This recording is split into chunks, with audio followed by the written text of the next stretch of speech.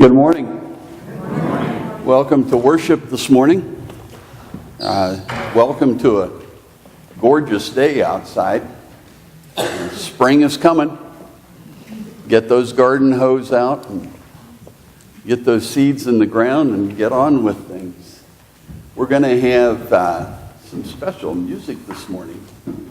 And boy, were they doing a good job in their rehearsal. Yeah, going to shake and bake a little bit this morning, aren't you? Huh? Reminder that next Sunday, will be the congregation's annual meeting and dinner after worship. So plan to, first of all, bring some good food, and then second of all, stay and eat the food, and then lastly, stay for the meeting. So that's kind of the order. Priorities, right? Our walk for the Lenten walk will start not this Wednesday, but next Wednesday. We start at 9 o'clock in the morning, and we walk 2 miles out to Beckemeyer and back. We always stop at the Moose for breakfast for fear someone might lose weight.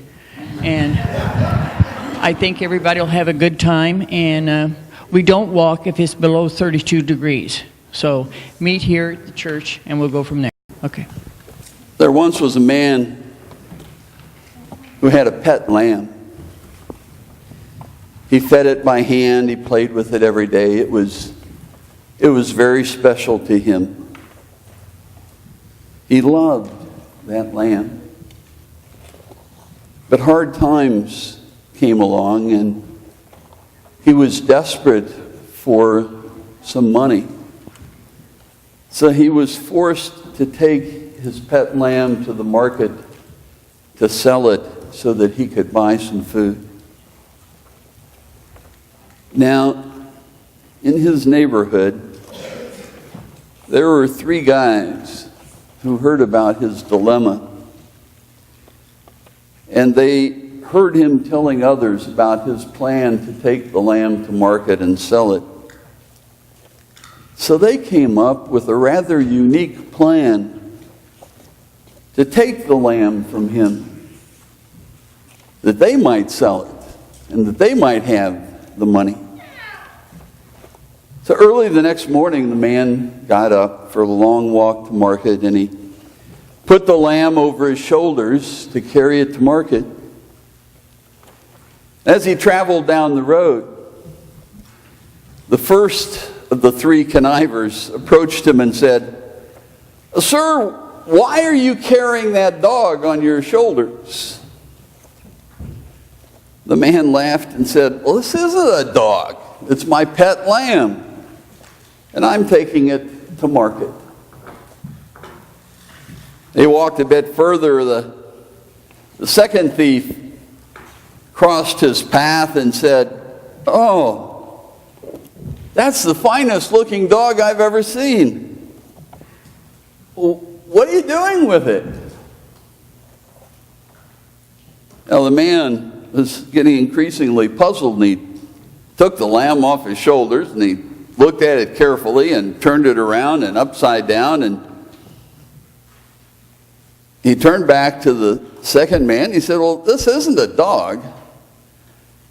It's a lamb, and I'm taking it to market to sell it." Well, the man walked on toward the market, and shortly before he got there, the third thief stepped out onto the road, and what do you think he said?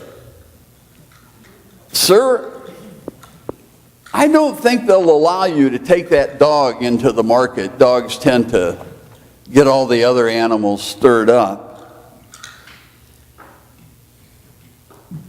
Now the man was totally confused by now, and thought, if 3 people see a dog and not a lamb, perhaps I am confused. Perhaps they are right.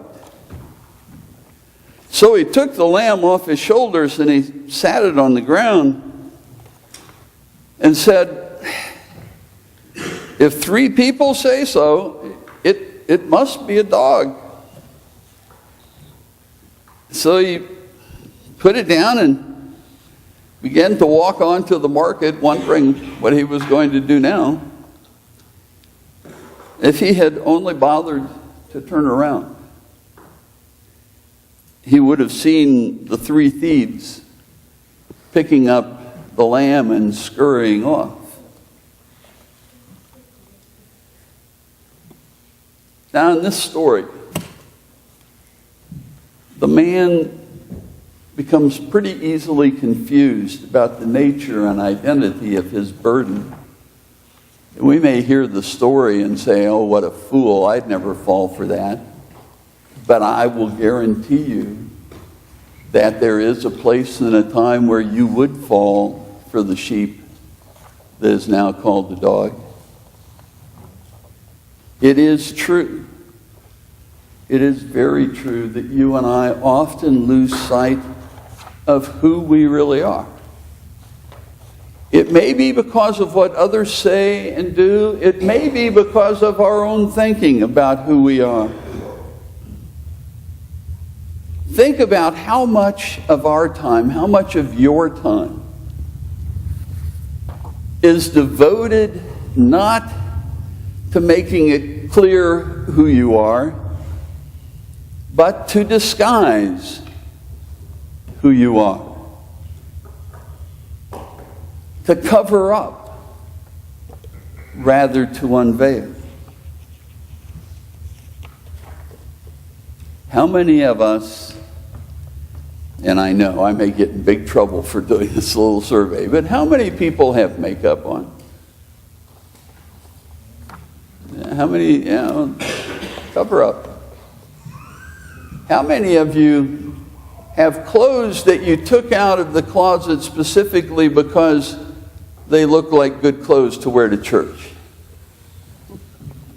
Yeah, some of you just grabbed the first thing.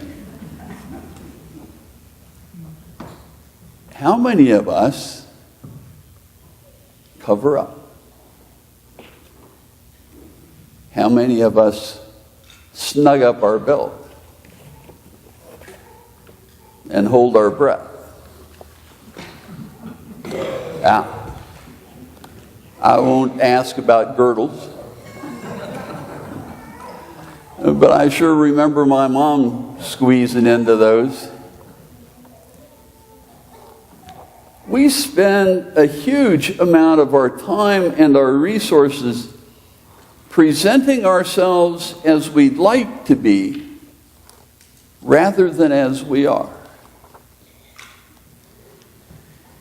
I could draw a pretty good list of men who have the most interesting hairstyles I've ever seen in order to comb what they have over the places where they haven't. I have seen men whose hair, if they straightened it out, would probably come down to here, but it's all curled up so they can flop it over the top, and then they pray that they don't walk into a gust of wind.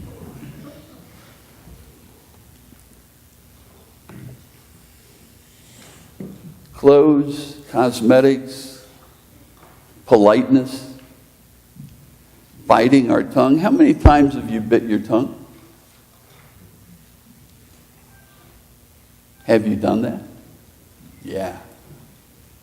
Yeah. How many times have you not said what you really wanted to say? Because you didn't want to offend someone, or because there was some value to the relationship that you don't want to let go of. You may be trying to make a good deal on the car, and even though the salesperson is a real schmuck, you're likely not to tell them that, at least until you sign the deal.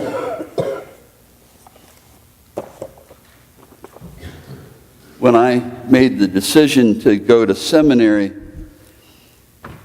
good old Marcus Mueller, who was the pastor of my home church,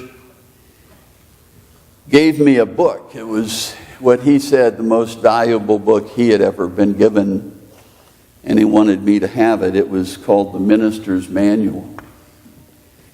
It had some great chapters in it. It had one about gardening and flower beds around the parsonage. It said, you really, if at all possible, you shouldn't do any gardening or yard work because your hands and your pants get dirty. And you never know when a parishioner is going to stop by the parsonage and you want to look like a preacher when they come. But they recognized you might have to have a garden to survive. If you're not getting paid enough, you may have to grow some potatoes for the winter. So if you have to have a garden for economic necessity, that's okay. But it said try to garden without getting your slacks dirty. Now, I've never figured out how to do that. Always wear gloves so that your hands are always clean and soft when someone comes by. It talked about in another chapter how to pick out a spouse. In those days, it was how to pick out a wife. Love was incidental.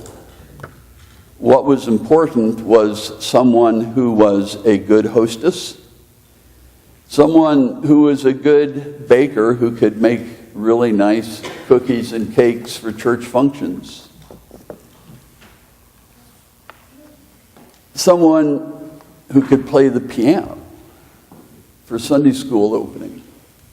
They didn't expect the pastor's wife to play the organ, but playing the piano for Sunday school was another.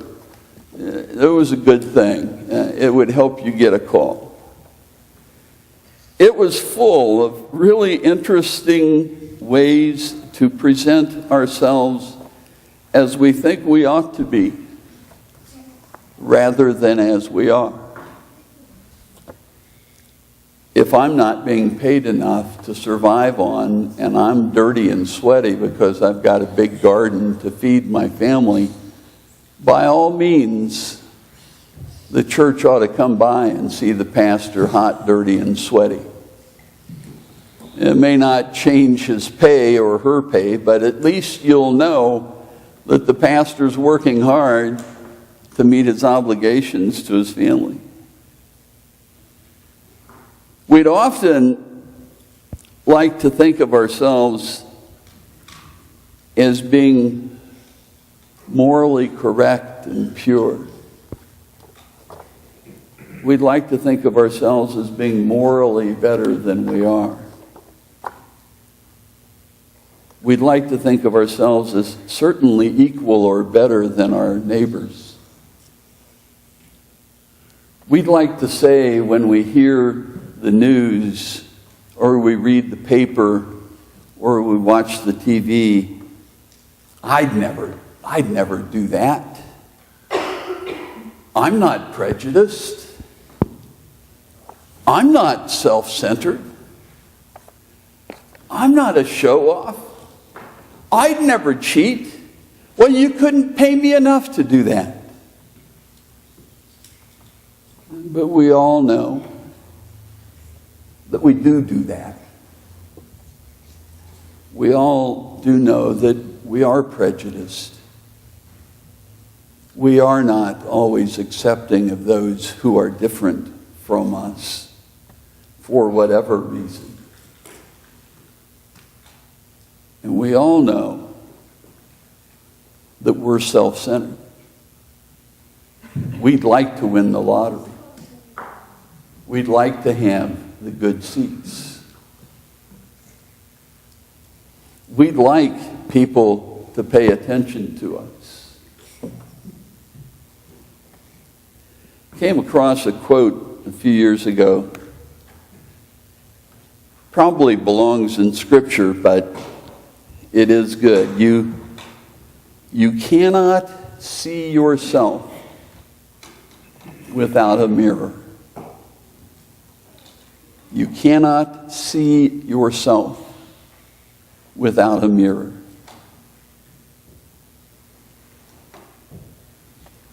The deceit about who we are, who we pretend to be, can come from within, or it can come from those around us who build us up to be someone that we're not. How often have we said of ourselves, if you really knew me, you wouldn't say that. If you really knew me, you might have second thoughts about me. You remember the story about the emperor's new clothes? How we see what we want to see and what we need to see.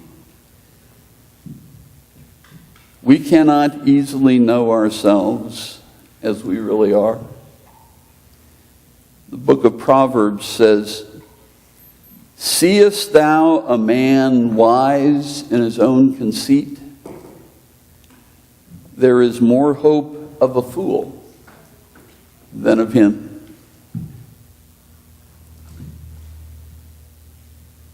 So is there any hope for you and I as we get caught in our deceit, in our cover-up, in our pretending? The beginning of hope, forgiveness, reconciliation lie in the words of Psalm 51. My sin lies ever before me. The often small, still voice within us that says, this is not right. Something about this doesn't make sense. Can I repent? Can I turn around and go the other way? Can I expose and accept who I really am? Can I turn from self-centered, protective, and self-aggrandizement? Can we turn from saying, who am I, to saying, who are we? Are we able to say to others, in you I find myself. I can't know myself without you. I want to read to you some poetry written by a Dutch Catholic monk back in the 80s. His name was Michael Koist, and this comes from his book of prayers. It's entitled, Nothing, I Am Nothing. Lord, you wanted it. Here I am on the ground. I don't even dare rise. I don't even dare look at you. Nothing, I am nothing. I know it now. Your light is terrible, Lord, and I'd like to escape it. Since I have accepted you, your light has searched my dwelling. Every day mercilessly you lay it bare, and I see what I had never seen before. I see that everything in me is an obstacle to you, as the smallest particle of matter blocks the sunlight and brings on the night. I see my helplessness, I who thought that I could make myself of value to you. I see that everything in me is mixed and that not one of my actions is pure. I see the infinite depth of each fault in the face of your infinite love. Nothing, I am nothing. I accomplished nothing, I know it now. Your light is hard, merciless, Lord. No corner of my life, of my soul, remains in shadow. Turn as I may, your light is everywhere. Formerly I admitted I was a sinner, that I was unworthy, and I believed it, Lord, but I didn't understand it. Lord, it's my whole being that kneels now. It's the sin that I am that asks forgiveness. Lord, thank you for your light. I would never have known. But Lord, enough. I assure you, I've understood. I am nothing, and you are all. Grace cannot live where sin is not known. It is only when we peel away that God's grace and forgiveness and reconciliation can flood in upon us. Joel says in chapter 2, "Rend your heart and not your garments, and turn unto the Lord your God, for he is gracious and merciful."